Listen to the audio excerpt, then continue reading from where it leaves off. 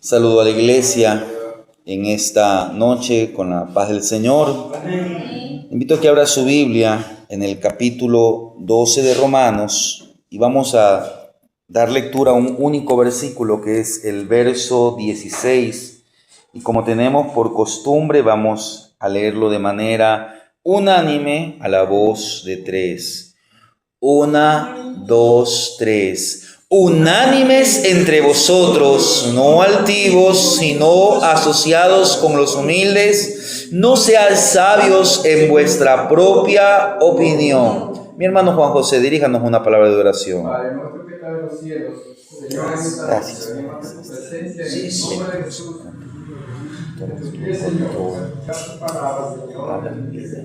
Habla la vida de cada uno de los hermanos, Señor. Habla, Señor, y seas tocando nuestros corazones. En el nombre de Jesús, que sobre todo nombre. Amén, gloria a Dios. Pueden tomar asiento, amados hermanos. Y antes de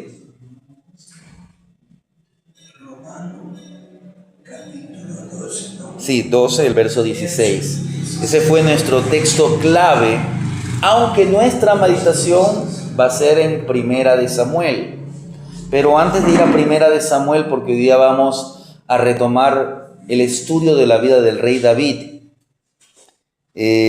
quisiera que meditemos en este versículo. Mire, este versículo habla acerca de la unidad. Y la unidad, el ser unánimes, es un principio de Dios desde siempre. Este principio está inmerso en la misma naturaleza de Dios. Porque usted y yo sabemos que tenemos a un solo Dios, pero revelado, coexistente en tres personas. Y la palabra Trinidad habla de tres, pero que son uno. Que hay una unidad tan increíble que sobrepasa el entendimiento humano, que el Padre, el Hijo y el Espíritu Santo en todo concuerdan. Todo lo que ellos han trazado ha sido de parte del Padre, de parte del Hijo y de parte del Espíritu Santo. No hay desacuerdo. No es que el uno es mayor que el otro, aunque hay un orden. Porque el Dios al que usted y yo servimos es un Dios de orden. Y esto lo vemos, dice, unánimes entre vosotros. Esto tiene que ser un principio dentro de la iglesia. Recuérdese que la iglesia primitiva dice que eran unánimes. Estaban juntos y eran unánimes. Es decir, que había una perfecta armonía. Dice, no altivos. Mire, la altivez, recuérdese que ayer estábamos hablando de la soberbia. Para los hermanos que estuvieron allí, ayer veíamos la historia del rey Usías, que cuando se llenó de orgullo, eso fue para su ruina. Dice, ¿qué más? Sino asociándoos con los humildes, no seáis sabios en vuestra propia opinión. Y así como este precepto es para la iglesia, este precepto es para la familia. Yo le invito, y ahora que quiero que vaya conmigo, porque vamos a retomar la historia del rey David al capítulo 18 de Primera de Samuel. Primera de Samuel, capítulo 18. Creo que hasta el mes de diciembre estudiamos algo acerca de la vida del rey David. No estamos topando todos los cultos, pero conforme vamos avanzando, vamos estudiando poco a poco la historia de este rey. La Biblia dice, y usted y yo creo que lo conocemos, que la Biblia da testimonio que David era un hombre conforme el corazón de Dios. Pero, ¿qué significa que un hombre conforme al corazón de Dios? Es decir, que había en David el deseo de hacer la voluntad de Dios. No significa que siempre David hizo la voluntad de Dios. Pero qué bueno en que usted haga ese deseo, ese anhelo. Usted proponga hacer la voluntad de Dios. Exacto. Pero aquí vamos a hablar acerca de dos personajes. Ellos son David y Milca. No, Mical, la hermana de Jonatán, la primer esposa de David. Mire, el matrimonio entre David y Milca y sus consecuencias nos lleva a reflexionar. Porque esta es una unión que nos inspira, pero también que nos presenta advertencias sobre lo que no se debe hacer en un matrimonio. Y es importante, o nos conviene a nosotros estudiar esta historia para que esto nos sea de edificación y tengamos un enfoque correcto ante los desafíos de este aspecto tan central en las vidas, la formación de una nueva familia. Y quiero decirle que esta historia no es un cuento de hadas. Este es un hecho verídico. Hoy día vamos a hablar acerca de David y Mical, una boda real. Y le he puesto este título, una boda real, ¿por qué? Porque primeramente vamos a ver a una princesa que se casa. Creo que fue en los 80, cuando la princesa Diana se casó. Explique por qué princesa. Era ella hija del rey Saúl. Mical era la hija del rey Saúl, por eso decía que era hermana de Jonatán. Jonatán también era hija del rey Saúl. Pero no sé si usted, tal vez la hermana Magali y los mayores, yo tampoco nunca vi esto, pero en los años 80, el príncipe Carlos, actual rey de Inglaterra, se casó con aquellos tiempos una joven de la realeza. También creo que era una duquesa o una condesa. Ella se llamaba Diana. Fue en aquel momento el evento o la boda que se vio casi alrededor del mundo. Tuvieron 2 hijos. Parecía todo bonito, pero por dentro, lamentablemente, era un infierno. Porque ni ella ni él se casó con amor para ella, y aunque ella se casó con amor, con el tiempo ese amor se desvaneció. Algo similar pasó aquí. Y por eso es que le he puesto David y Mical, una boda real. Porque además de que fue una boda de realeza, es una historia real. A veces cuando uno ve las películas o los cuentos de hadas, dice, ¿y fueron felices? Para siempre. Pero los matrimonios tienen problemas. En primer lugar, quiero que veamos los aspectos positivos tanto del novio como de la novia. Mire lo que dice el capítulo 18, el verso 18 de este capítulo. Dice así: pero David respondió a Saúl: ¿quién soy yo? ¿O qué es mi vida? ¿O la familia de mi padre en Israel para que yo sea yerno? Mire, para que usted entienda este versículo, vamos a retroceder un poquito más atrás. Dice el verso 14, porque ese fue el último versículo que nosotros meditamos hace como más de 2 meses. Dice: y David se conducía prudentemente en todos sus asuntos, y Jehová estaba con él.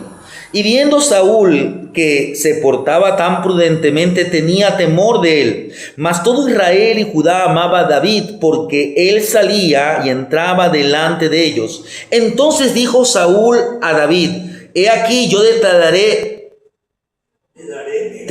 daré Merac, mi hija mayor, por mujer, con tal que seas hombre valiente y pelees la batalla de Jehová. Mas Saúl decía: no será mi mano contra él, sino que será contra él la mano de los filisteos.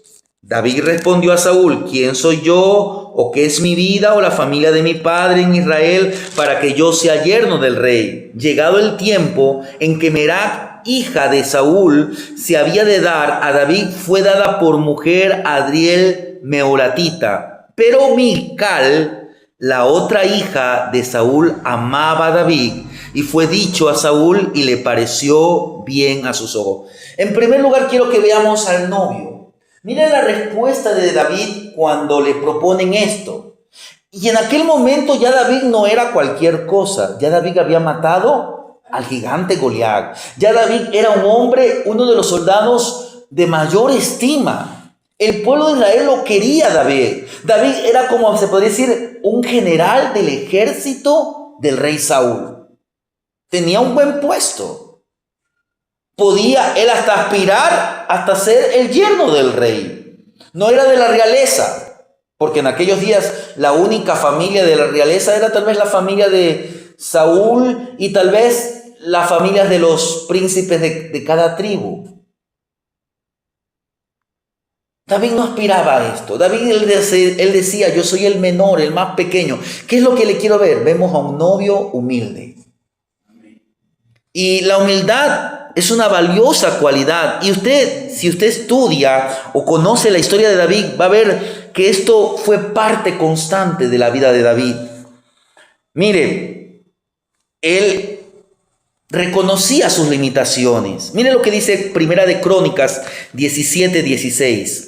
Primera de Crónicas 17:16. El que encuentre de lectura porque queremos avanzar.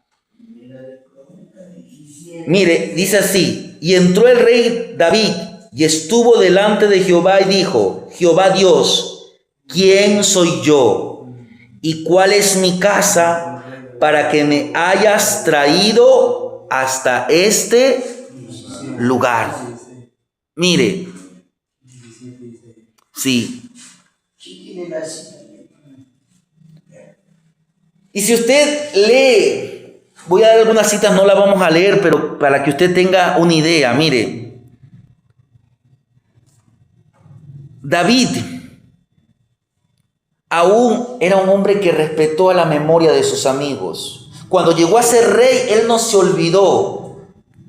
¿Por qué? Porque David tenía un corazón humilde. Nunca se creyó superior a nadie. Y eso es bueno. Y ahí vemos un hombre conforme al corazón de Dios. Porque recuérdense que una de las características que el Señor Jesús dijo que aprendamos de él es humildad. Vemos a un novio humilde. Una humildad que es una valiosa cualidad. Y de esto se quiso aprovechar Saúl. Porque Saúl buscaba emparentarlo no porque él quería que David sea su yerno, sino porque recuérdese que semanas atrás vimos que Saúl se comenzó a llenar de celos, de envidia. Y quería acabar con la vida de David. Y él dijo, no va a ser mi mano, sino que él iba a poner como que una dote, un requisito, algo que tenía que hacer, que tenían que matar a 100 filisteos y tenían que traerle los prepucios como una muestra de que habían acabado con 100 varones filisteos. Mire, de David podemos aprender esto. Mire, hoy vivimos, el mundo está marcado por el narcisismo. Hoy hay gente que dice que hace obras sociales, pero ¿para qué? Para salir en el video de YouTube, en el video de Instagram, en el TikTok, en las redes sociales, ante las cámaras. Para decir, yo hice esto o aquello. Eso no es humildad. Para ser vistos. Por eso es que el Señor, ¿qué dijo? Cuando tú vayas a dar tu ofrenda, que no sepa la derecha lo que da la izquierda. Y no está diciendo que esta mano no tiene que saber, no. O que el hermano de acá no sepa. Sino que la intención de tu corazón, la intención del corazón del creyente, del que da, no sea para qué. Para ser visto, para ser aplaudido. Recuérdese lo que pasaba en la iglesia primitiva. Bernabé dice que hizo un donativo, vendió una propiedad y trajo el valor de esa propiedad. ¿Usted cree que los apóstoles no sabían cuánto ahí había de dinero? Sabían. La iglesia llegó a saberlo. Pero la intención del corazón de Bernabé no fue que la gente le dijera, ay, qué bueno es el hermano Bernabé. Él es un verdadero hombre de Dios. Mira cómo da lo que él tiene. No. Sino que él veía la necesidad dentro de la obra. Mientras que Ananías y Zafira, ellos dieron para ser vistos, para ser alabados, para que la gente los reconociera. Y mire, y lamentablemente había en ellos algunas cosas. Recuérdense que días atrás hablábamos de los terrenos. Había algunas cosas que competían. Tal vez ellos sí querían servir al Señor, pero además de que querían ser vistos, amaban el dinero. Porque cuando fueron a dar la cantidad de la propiedad que ellos vendieron, dijeron: no, es mucha plata. Vamos a decir que vendimos en tanto y nosotros nos quedamos con tanto. Y recuérdense la respuesta de los apóstoles: no nos han engañado a nosotros, no nos han mentido a nosotros, le han mentido a Dios. Lo que era suyo, ustedes podían quedarse, no tenían por qué sustraer del valor de la heredad. El propósito por el que ellos dieron era el contrario. Y hoy hay una falsa humildad, aún dentro de la iglesia. Por eso usted y yo tenemos que verdaderamente ser humildes ante el mundo. No buscar ser exhibidos. No buscar construir una personalidad perfecta. No, hermanos. Usted y yo somos fallos, somos pecadores. Necesitamos del Señor, dependemos del Señor. Y si el Señor nos levanta, es para su gloria y para su honra. Hermanos, para el cristiano la humildad es mucho más que una virtud necesaria. Es un reflejo genuino de la fe que reside en su corazón. Cuando usted y yo seguimos a Cristo, nos inspiramos en el ejemplo de Jesucristo. Nuestras actitudes, nuestros rasgos, nuestras conductas, nuestros patrones demuestran nuestra fe. Por eso es que el apóstol Pablo dice allá en Filipenses que debemos considerar el ejemplo de Jesucristo, el cual siendo Dios, aunque Pablo dice el cual siendo en forma, nada puede ser en forma, porque Dios es incomparable. Jesús no es que era en forma, Él era Dios, el cual siendo en forma de Dios no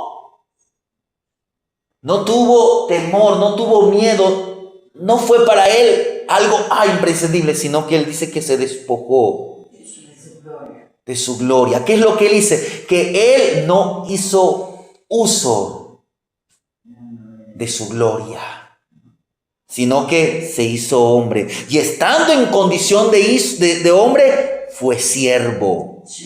Se humilló ¿hasta dónde? Hasta la muerte. Hasta una muerte de cruz. Hermanos, una vida marcada por la humildad.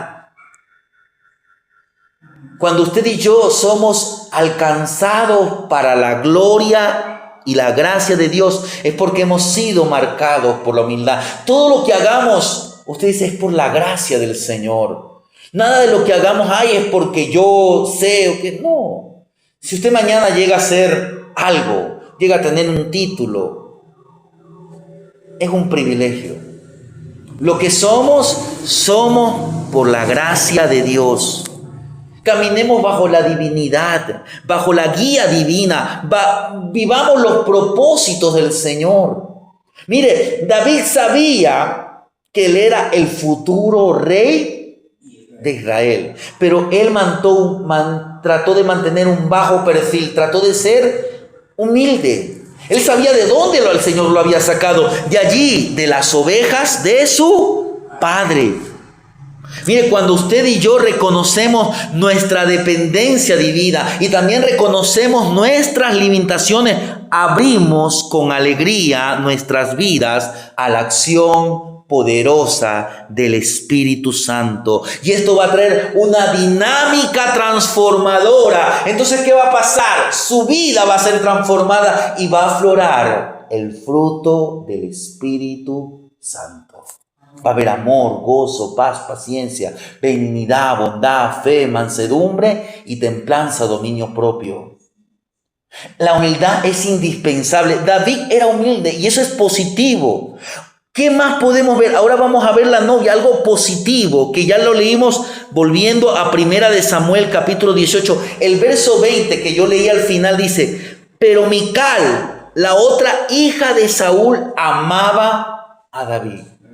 Y quiero decirle que no era un amor erótico, era un amor humano, era un amor verdadero. Pero, escuche, ahí viene el pero, no basta solamente con amar. Y no basta con que solamente se sea un amor verdadero, porque hay algo que es más importante, es el amor a Dios. Mical amaba a David, lo amaba verdaderamente. La Biblia no dice que David amaba, y ese va a ser un problema más adelante. La Biblia nos presenta que David amaba a Dios, era un hombre humilde, era un hombre que buscaba hacer la voluntad de Dios. Yo creo que cuando él le dieron a aquella mujer, buscó amarla, buscó complacerla. Pero habían cosas que no cuadraban entre ellos dos y que van a traer más adelante el problema. Mire, vemos que esta hija menor amaba. Y el amor es sumamente necesario en el matrimonio. Pero la razón de este matrimonio fue el primer problema. Porque en aquellos tiempos la gente se casaba por cuestiones políticas. Y aquí no era tanto una cuestión política, sino era una trampa de Saúl. Dice que cuando a David le dicen, si usted puede leer más adelante, que él traiga 100 prepucios, David no trajo 100, sino trajo 200. Cumplió más de lo que se pensaba. Mire, el rey David buscó manipular esta situación. El rey Saúl buscó manipular, aprovechar esta situación. Buscó cómo matar a David. Él pensó Exacto. que así podía. Y esto comienza a afectar. ¿Por qué? Porque viene la crisis matrimonial. Mire, al principio del matrimonio, Mical y David mantenían una buena relación. El amor de la novia, los altos principios del novio, la fidelidad de ambos dieron como resultado una hermosa historia. Sin embargo, en el capítulo 19 dice como título, Saúl procura matar a David. Y mire, vamos a leer algunos versículos. Dice así. Del verso 1.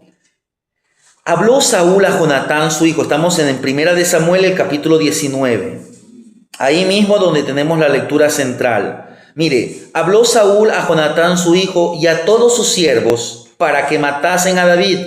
Pero Jonatán, hijo de Saúl, amaba a David en gran manera y dio aviso a David diciendo, Saúl mi padre procura matarte. Por tanto, cuídate hasta la mañana y estate en el lugar oculto y escóndete.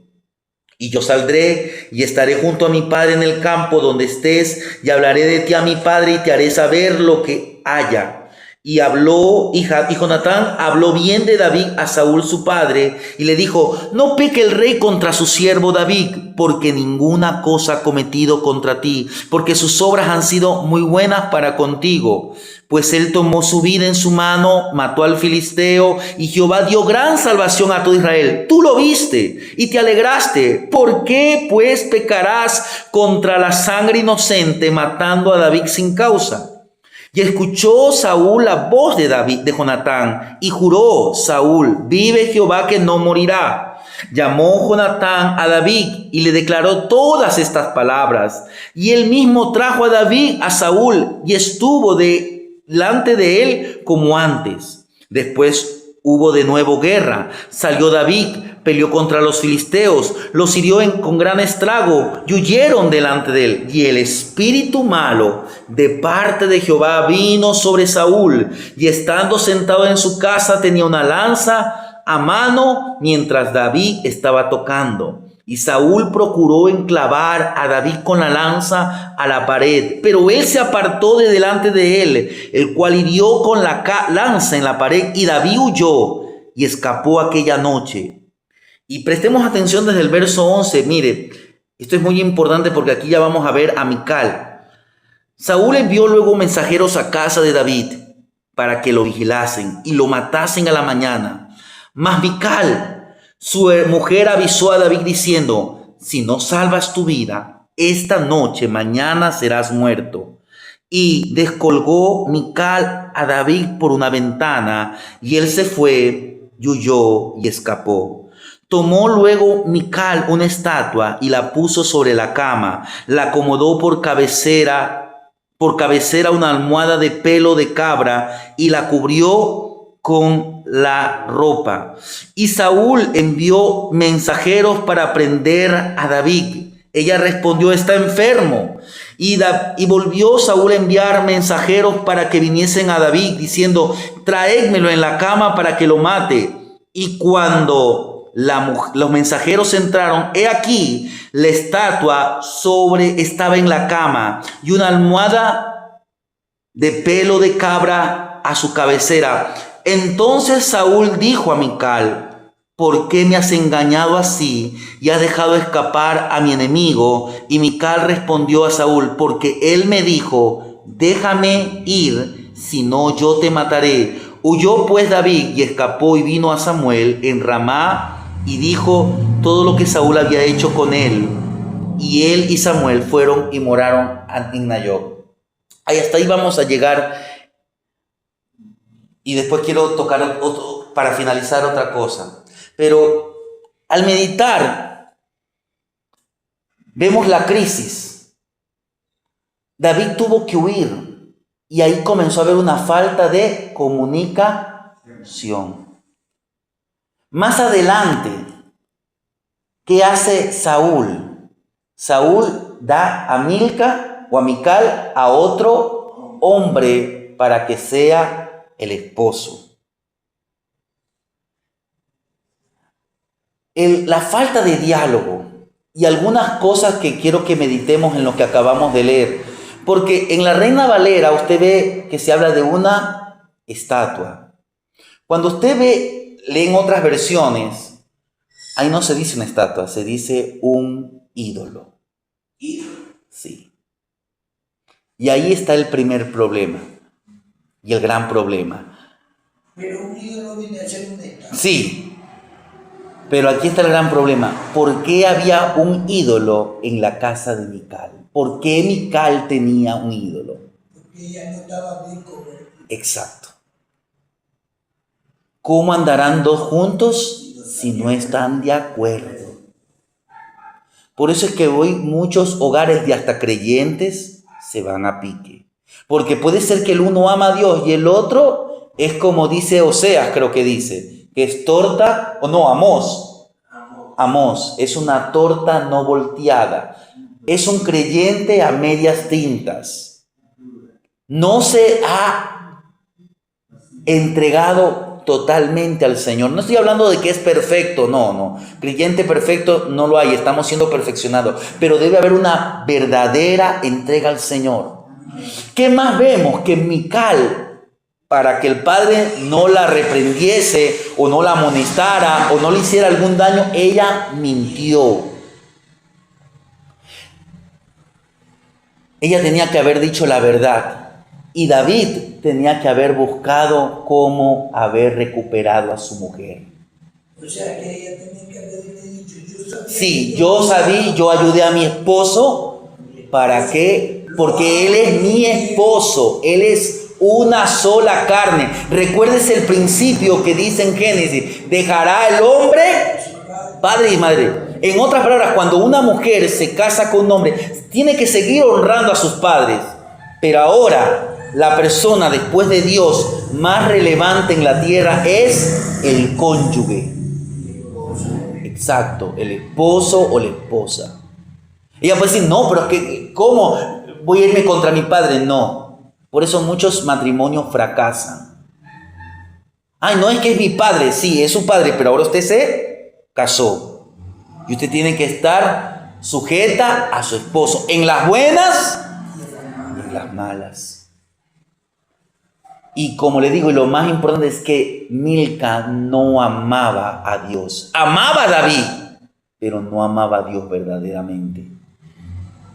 Es importante la comunicación en un matrimonio, pero sobre todo en lo fundamental siempre es Dios. Usted sabe lo que dice en Josué 1, del 7 al 9. Mira que te mando, que te esfuerces y seas valiente. No temas ni desmayes, porque Jehová tu Dios estará contigo todos los días.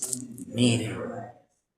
Y yo quiero leerle, usted manténgase allí porque esta es la última cita, yo quiero leerla, está en Salmo capítulo 37. Ahí quietito, ustedes escuchen, solamente escuchen, son 2 versículos. Miren lo que dice el Salmo 37, los versos 18 y 19, dice así: no serán avergonzados en el mal tiempo, y en los días de hambre serán saciados, mas los impíos perecerán,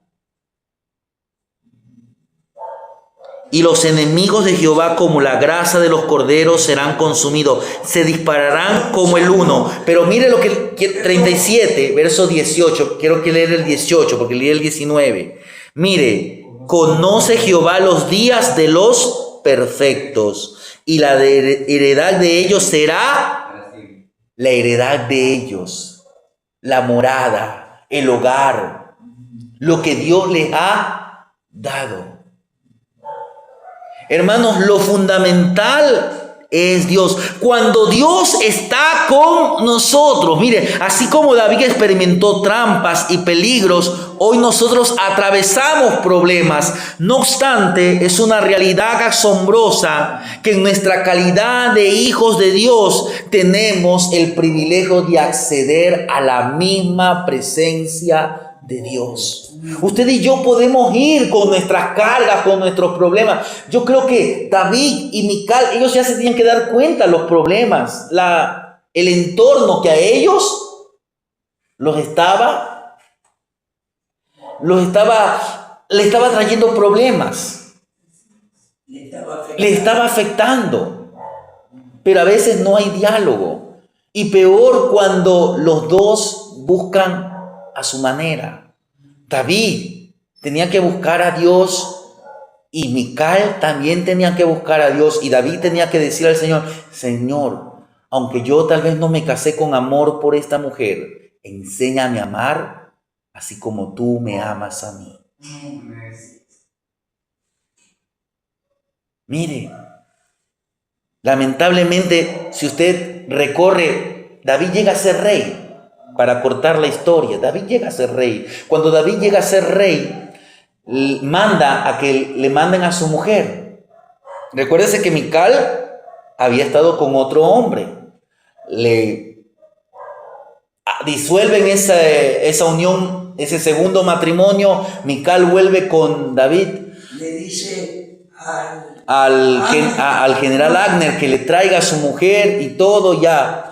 Después David llega a ser rey sobre todo Israel. Al principio era rey sobre una sola tribu, la tribu de Judá. Después llega a ser rey sobre todo Israel. Y David propone traer el arca. Y cuando traen en el segundo intento, porque en el primer intento usted sabe que no estuvieron las cosas alineadas a la voluntad de Dios, no se hizo las cosas correctas, y hasta hubo perjuicio para un joven llamado Usa.